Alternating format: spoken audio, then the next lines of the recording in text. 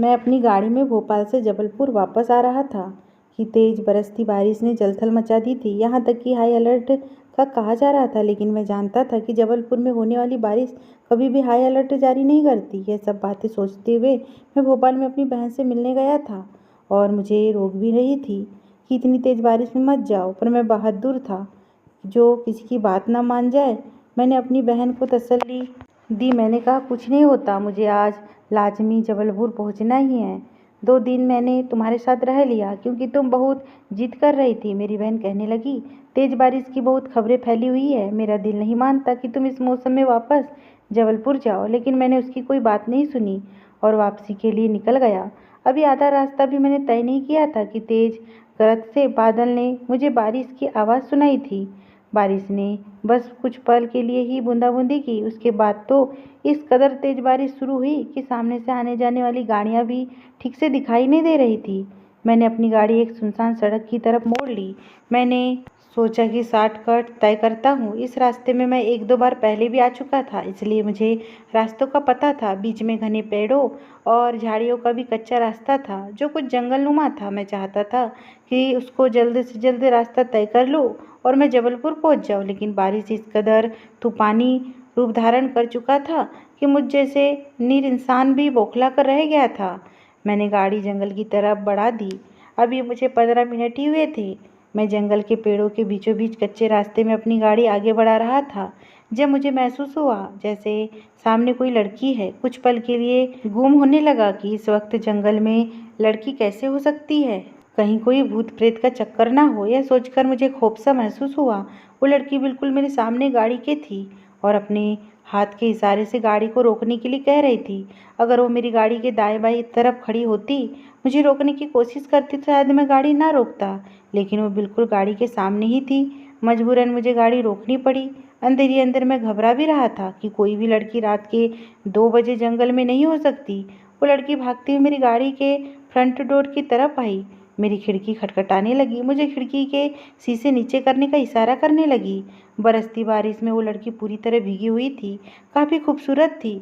उसने एक तंग और चुस्त किस्म का कपड़ा पहन रखा था जो बारिश की वजह से उसकी खूबसूरती को और बढ़ा रहा था।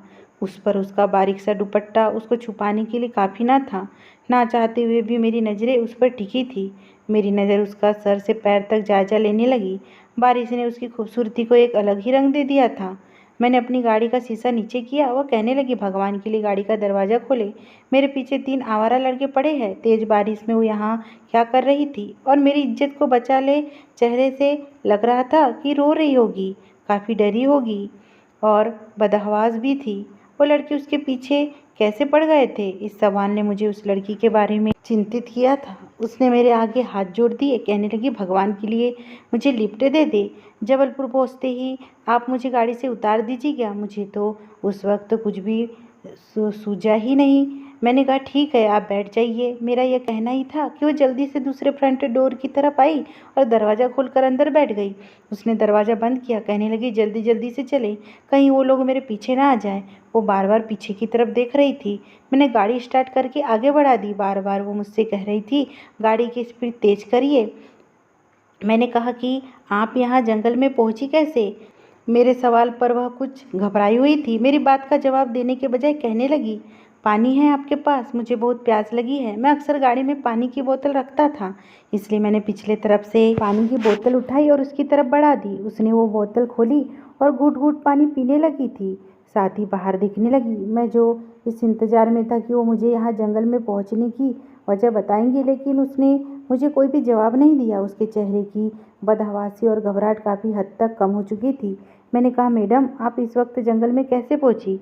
मेरा दोबारा सवाल करने पर वह मुझे तिरछी नज़र से देख रही थी। कहने लगी, मेरी गाड़ी खराब हो गई थी, मैं बहुत परेशान थी, रास्ता सुनसान था। मैं गाड़ी में बैठी हुई थी कि वहाँ पर कुछ आवारा लड़कों की गाड़ी गुजरी। मेरी गाड़ी को देखकर वह गाड़ी रुक गई। मुझे गाड़ी में अकेला देखा तो वह लड़के मेरी गाड़ी का दरवाज़ा खटखटाने लगे। उनसे अपनी इज्जत बचाने की खातिर मैंने पिछले तरफ का दरवाज़ा खोला और लोग जैसे मेरी गाड़ी में बैठे, मैं अगला दरवाज़ा खोलकर गाड़ी से निकलकर भागने लगी और लोग मेरा पीछा कर रहे थे, इसलिए मैंने जंगल का रास्ता अपना लिया। भागते भागते मुझे आपकी गाड़ी नज़र आई। उसकी बात सुनकर मैंने कहा कि आप जबलपुर में कहाँ रहती है? कहने लगी, आपको मुझे घर छोड़ने की ज़रूरत नहीं है, बस आप मुझे सिर्फ जबलपुर तक पहुँचा दें। जबलपुर पहुँचते ही मैं आपकी गाड़ी से उतर जाऊँगी। मैंने कहा कि आप अकेले गाड़ी में सफ़र क्यों कर रही थी, वो भी रात के इस पहर? उस वक्त रात के 2:30 बजे थे और एक लड़की का उस वक्त सुनसान सड़कों पर सफ़र करना मेरी तो समझ से बाहर था, और वो भी अकेले। मेरे सवाल पर वो फिर से मुझसे नज़रें चुराने लगी। साफ लग रहा था कि जैसे वो इस बात का जवाब नहीं देना चाहती। जब मैंने यह देखा कि वो मेरे सवाल का जवाब नहीं देना चाहती, तो मैंने भी उससे कोई सवाल नहीं किया, चुपचाप गाड़ी चलाने लगा। लेकिन कुछ ही दूरी तक तय की थी कि मेरी गाड़ी एकदम झटके से रुकी। हालांकि मेरी गाड़ी के टायर इतने मजबूत थे कि जंगल जैसे कच्चे रास्ते में भी बड़े आराम से सफ़र कर लेती थी, लेकिन गाड़ी एकदम रुक गई। मैंने गाड़ी बहुत स्टार्ट करने की कोशिश की, लेकिन स्टार्ट ही नहीं हो रही थी। अब इस बरसती बारिश में बाहर निकलकर गाड़ी को चेक करना मुझे परेशानी में डाल गया। फिलहाल मैं गाड़ी से नीचे उतरा, गाड़ी के बोनट खोला, देखने लगा कि आखिर क्या मुसीबत हो गई है। आखिर कुछ भी समझ में नहीं आ रहा था। एक तो अंधेरी रात, फिर बरसात पर उस पर से वो खूबसूरत लड़की मेरे साथ थी। ना चाहते हुए भी मेरे जहन में बहुत सी गलत सोच जन्म लेने लगी। ऐसे मौके पर मर्द का अपने जज्बात और ख्यालात पर काबू रखना बेहद मुश्किल हो जाता है। उस पर गाड़ी की खराबी समझ ही नहीं आ रही थी, वह रुकी क्यों। फिलहाल 5 मिनट में मेरा पूरा शरीर बारिश से भीग चुका था। सर्दी भी लग रही थी क्योंकि बारिश सर्दियों की थी। मैं गुस्से से अपनी गाड़ी की तरफ आ रहा था, जो कि चलने से बिल्कुल इनकार थी। उस जंगल से कुछ ही फासले पर एक कस्बा था, लेकिन 15 मिनट की पैदल की दूरी थी, और वो भी घने पेड़ों के बीचों बीच में। गाड़ी से बाहर निकल गया। लड़की कहने लगी, आपने गाड़ी क्यों रोक दी? मैंने कहा, गाड़ी खराब हो गई है, चल नहीं रही है। अब बात सुनकर वो कहने लगी, देखिए मैं सब जानती हूँ, आपने गाड़ी जानबूझकर रोकी है। ताकि इतना कहकर वो चुप हो गई। उसकी अधूरी बात का मतलब जानकर मेरा दिमाग घूम गया। मैंने हैरत से उसे देखा। मैंने कहा, मतलब क्या है आपका? कहने लगी, मैं समझती हूँ लड़कों की गाड़ियाँ रात के सन्नाटे में इस वक्त क्यों रुक जाती है। जब एक लड़की किसी से लिफ्ट मांगकर मजबूरी की हालत में उसकी गाड़ी में बैठ जाती है, तो गाड़ी रास्ते में खराब हो जाया करती है।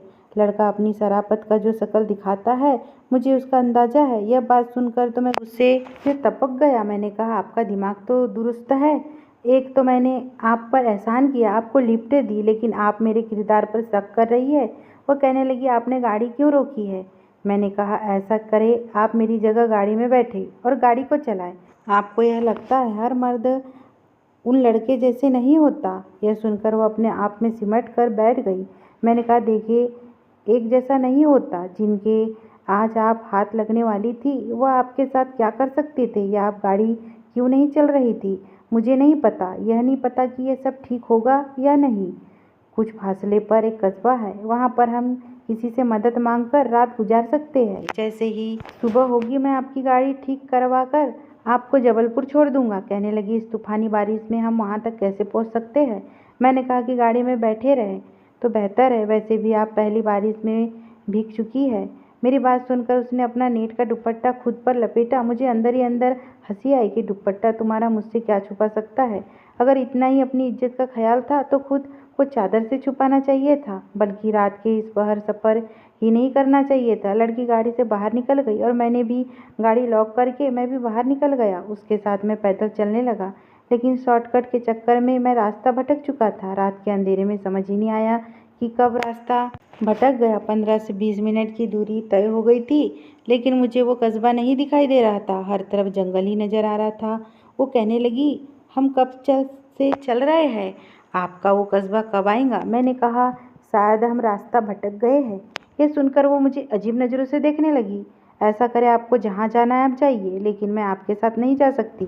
मैंने कहा, इस बरसती बारिश में आप कहाँ जाएंगी? कहीं भी जाओ, मुझे आपकी नीयत ठीक नहीं लगती। यह कहकर वो अकेले ही दूसरी तरफ चली गई।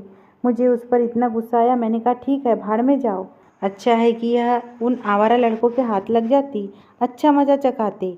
इसको एक शरीफ इंसान ऐसे मौके पर भी अपने जज्बात को काबू में रखे हुए है, और यह शक कर रही है। उस लड़की का यूं मुझ पर शक करना मुझे बुरा लग रहा था। कुछ ही देर में वो नज़रों से ओझल हो गई। मैंने सोचा, मेरा क्या है, मैं रास्ता तलाश करके गाड़ी के पास चला जाऊंगा और गाड़ी की एक बैक साइड सीट पर लेट जाऊंगा और सो जाऊंगा। सुबह उठते ही गाड़ी ठीक करवा कर जबलपुर चला जाऊंगा। मैं भी यही सोच रहा था जब मुझे उस लड़की के चीखने चिल्लाने की आवाज़ें आने लगी। एकदम से मैं चौंका कि अचानक से उसे क्या हुआ। मैं उस तरफ भागने लगा जहाँ उसके चिल्लाने की आवाज़ें आई थी। वो बस एक भारी चीखी थी और उसके बाद उसकी आवाज़ आना बंद हो गई थी। ना ही मैं उसका नाम जानता था कि उसे पुकार कर पूछ सकता कि वो कहाँ है। मैंने जिस तरफ से उसके चीखने की आवाज़ सुनी थी मैं उधर ही भागने लगा। मैं बार बार कहने लगा कि तुम कहाँ हो, क्या हुआ है तुम्हें। उस वक्त मेरी कोशिश थी कि मैं उस लड़की को बचा सकूं। हो सकता है कि कहीं वह लड़के उसके पास ना पहुंच जाए। मेरी सेहत काफ़ी अच्छी थी और मैं लड़ने भी अच्छे तरीके से जानता था। कराटे का मास्टर था, लेकिन उस लड़की का दोबारा आवाज़ नहीं आई। मुझे यह डर सताने लगा कि कहीं वो लड़के उस लड़की का मुंह पे हाथ रखकर उसके साथ कुछ गलत ना कर रहे हो। मैं भी यही सोच रहा था जब मेरा पाँव किसी चीज़ से टकराया। मैं नहीं समझ पा रहा था कि मैं किस चीज़ से टकराया हूँ। टकराते ही मेरा पाँव फिसला, क्योंकि जंगल की कच्ची मिट्टी का वो रास्ता कीचड़ में बदल चुका था। इस वजह से मैं दबाव बरकरार नहीं रख सका। जिससे मैं टकराया था उसी पर जाकर गिर गया। फिर मुझे एहसास हुआ कि वो एक इंसानी शरीर था। मुझे डर लगने लगा, ना जाने कौन है अंधेरे में। मुझे कुछ दिखाई नहीं दे रहा था। मैंने अपनी जेब में से मोबाइल निकाला, उसकी टॉर्च लाइट ऑन करके मैंने उस शरीर पर रोशनी डाली तो मेरे होश उड़ गए, क्योंकि वो वही लड़की थी और बेहोश पड़ी थी। मैंने उसको हिलाया डुलाया, लेकिन वो बेहोश थी। मुझे समझ ही नहीं आ रहा था कि मैं क्या करूँ। इस बरसाती बारिश में मैंने उसे गोद में उठाया और एक तरफ भागने लगा। पता नहीं उसे क्या हुआ था, वो क्यों बेहोश हो गई थी। वहीं मुझे सामने एक छोटा सा कमरा दिखाई दिया, जो कि काफ़ी टूटा फूटा था। उस वक्त मेरे लिए वही सही था। मैं जल्दी से उस लड़की को उस लकड़ी के बने हुए कमरे में ले गया। वहाँ पर एक टूटी चारपाई थी। मैंने उसे वहाँ लिटा दिया। पानी उसी कमरे में भी आ रहा था, लेकिन जहाँ वह चारपाई थी वहाँ पानी नहीं आ रहा था। पता नहीं जंगल में वो किसका छोटा सा घर था जो कि टूट फूट चुका था। मैंने दोबारा मोबाइल की रोशनी उसके चेहरे पे मारी। उसके चेहरे को अपने हाथ से थपथपाया, नहीं लगा, लेकिन उसे होश नहीं आ रहा था। वो बिल्कुल ठंडी पड़ चुकी थी। मैं कभी उसके हाथों को अपने हाथों में लेकर सहलाने लगता तो कभी उसके बालों को सहलाने लगता। बार बार उसे कह रहा था कि तुम होश में क्यों नहीं आ रही हो। मैंने देखा उसका शरीर कप कपा रहा था। शायद उसे सर्दी लग रही थी।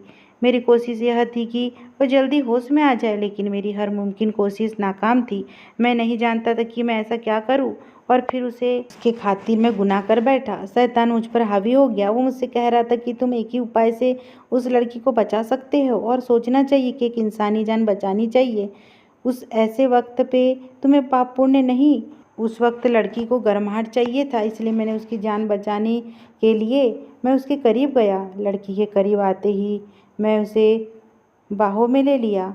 उस लड़की की जान तो बच गई, लेकिन उसकी इज्जत नहीं। कब उसकी ज़िंदगी बचाते बचाते मैं उसके हुस्न में खोने लगा और फिर कब हद पार कर दी, मुझे अंदाज़ा ही नहीं हुआ। वो अभी तक बेहोशी की हालत में थी। मैं वहाँ बैठा यह सोच रहा था कि अब क्या करूँ और क्या ना करूँ। वो लड़की अगर सच जान गई तो मेरी बात पर भरोसा नहीं करेंगी। वह यह समझने की कोशिश नहीं करेंगी कि मैंने जो कुछ किया उसे बचाने की खातिर किया। लेकिन जाहिर है मैं एक मर्द था, फरिश्ता नहीं, इसलिए एक औरत को पाकर बहक गया। बारिश रुक चुकी थी, लेकिन इस बारिश ने मेरे जज्बात को जरूर बहका दिया था। मुझे अपने ऊपर अफसोस होने लगा। वह लड़की होश में आ गई। उस वक्त मैं उसकी चारपाई पर नहीं बल्कि उसके सामने मौजूद लकड़ी की एक पट्टी पर बैठा था। वो मुझे देखकर उठकर बैठ गई। मैं यहाँ पर कैसे? मैंने कहा, तुम कहाँ गई थी? क्या हुआ था तुम्हें? कहने लगी, मैंने सांप देखा था और मैं डर के मारे बेहोश हो गई थी। मैंने कहा, चलो वापस चलते हैं। वो जाने के लिए भी तैयार हो गई। कहने लगी, आपने मुझे बचाया था।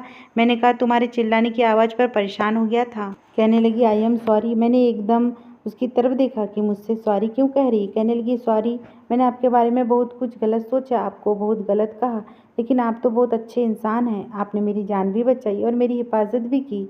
आप सही कहते, हर मर्द एक जैसा नहीं होता। उसकी बात ने मुझे शर्मिंदा करके रख दिया। मैं उसे कैसे बताता कि मेरी गिनती किन मर्दों में हो चुकी है, लेकिन मैं मजबूर था, बेबस था। मैं बहुत चाहता था कि, लेकिन मैं उस लड़की को सच नहीं बता पाया। फिर कुछ ही फासले हमने तय किए थे कि सामने मुझे वो कस्बा भी नज़र आ गया जो रात को कहीं भी नज़र नहीं आ रहा था। वहाँ जाकर मैंने एक घर का दरवाज़ा खटखटाया। वहाँ एक बूढ़ा बूढ़ी रहते थे। मैंने कहा कि आप इस लड़की को कुछ घंटों के लिए पनाह दे दे। मैं अपनी गाड़ी ठीक करवाऊंगा तो फिर इसे ले जाऊंगा। वो औरत कहने लगी, यह कौन है? मुझे समझ नहीं आया, इसलिए मैंने कह दिया कि मेरी बीवी है। यह सुनकर वो लड़की मुझे गुस्से से देखने लगी। मैंने उसे चुप रहने का इशारा किया। अब मैं उसे क्या बताता कि वह कौन थी। वो लड़की शायद मेरी बात समझ गई, इसलिए चुपचाप करके अंदर चली गई। मैंने एक मैकेनिक को पकड़ा और अपनी गाड़ी ठीक करवाया और फिर उस लड़की को लेकर मैं जबलपुर पहुंच गया। शहर की आबादी देखते ही उसने गाड़ी रुकवाई और गाड़ी से उतरकर शुक्रिया अदा करते हुए वहां से चली गई। लेकिन मैं तो जैसे भगवान की अदालत में शर्मिंदा सा हो गया। मैंने तो उस लड़की की इज्जत को खराब कर दिया था और उसे एहसास तक नहीं हुआ था कि मैं गाड़ी में अपने घर की तरफ बढ़ रहा था। लेकिन मेरी जहन बिल्कुल परेशान होकर रह गया था, क्योंकि जो मैंने किया था वो छोटा काम नहीं था।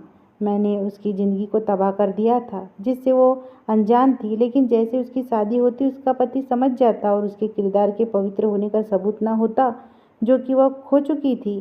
कुछ दिन ही गुजरे थे कि मैं बेहद परेशान था। मेरा ज़मीर मुझे कहने लगा कि तुमने यह गुनाह किया है, उस लड़की की ज़िंदगी को तुमने चकनाचूर करके रख दिया है। मैं क्या जवाब देता? मेरे पास कोई भी जवाब नहीं था। एक माह गुजर गया। मुझे एहसास हुआ कि मुझे उस लड़की को सच बता देना चाहिए।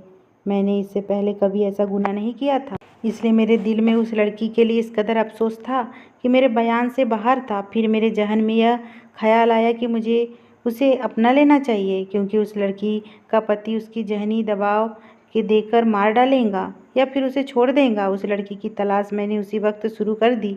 उस लड़की की तलाश कैसी करनी है मुझे कुछ पता ना था। ना मुझे उसका नाम पता था, ना उसका घर का पता था। उसके घर का पता, ना उसके बारे में कोई ऐसी जानकारी भी नहीं थी मैं उसे ढूंढ सकता। फिर मुझे यह खौफ भी था कि वह मुझे बहुत बुरा भला कहेंगी। कुछ माह बाद मैं अपनी माँ को हॉस्पिटल लेकर पहुँचा था। उसका बीपी बढ़ गया था। वहीं पर मैंने देखा यह तो वही लड़की है, लेकिन उसके वजूद को देखकर मुझे झटका लगा था। वो लड़की डॉक्टर से मिन्नतें कर रही थी कि उसका बच्चा गिरा दे। लेडी डॉक्टर कहने लगी, 4 माह गुजर गए हैं, अब मुमकिन नहीं है। सुनकर वो लड़की कहने लगी कि मेरी शादी के लिए रिश्ता ढूंढ रहे हैं और अगर आपने यह काम नहीं किया तो मैं बर्बाद हो जाऊंगी। लेडी डॉक्टर कहने लगी कि इस तरह के गुनाह का यही अंजाम होता है। वो रोने लगी, कहने लगी, मेरे साथ ज्यादती की गई है और मुझे यह नहीं मालूम वह शख्स कौन था। यह सुनकर मैं अपने अंदर शर्मिंदा होकर रह गया था। मैंने उस लड़की का पीछा किया। जैसे मेरी माँ ठीक हुई, मैंने उस लड़की के घर रिश्ता भेज दिया, जो कि मंजूर हो गया। मैंने शुक्र किया, क्योंकि मैं नहीं चाहता था कि वह बच्चा गिराए। वह दुल्हन बनी मेरे कमरे में बैठी थी। जैसे ही मैंने उसका हाथ पकड़ा, उसने आश्चर्य से मुझे देखा। वो बहुत हैरान हुई, कहने लगी, आप? मैंने कहा, जी मैं। वह कहने लगी, मैं आपके काबिल नहीं हूँ, इसलिए आप मुझे तलाक दे दें, क्योंकि मैं शादी के काबिल नहीं रही। लेकिन मैं उसकी एक नहीं सुनी। मैंने उसे सच बता दिया। मैंने कहा कि जो चाहे मुझे सज़ा दे दो। वो रोने लगी, कहने लगी, आपने मेरी ज़िंदगी बर्बाद करके रख दी है। उसे यह सब समझाने में कुछ वक्त लगा था, लेकिन फिर वह मुझसे ठीक हो गई थी, क्योंकि मैं अपनी गलती स्वीकार कर चुका था। मैंने उसे अपना लिया था। आप बताइए, क्या मैंने ठीक किया? अगर ये स्टोरी आपको पसंद आई हो दोस्तों, चैनल पे नए हो तो चैनल को सब्सक्राइब कीजिए, वीडियो को लाइक कीजिए। धन्यवाद।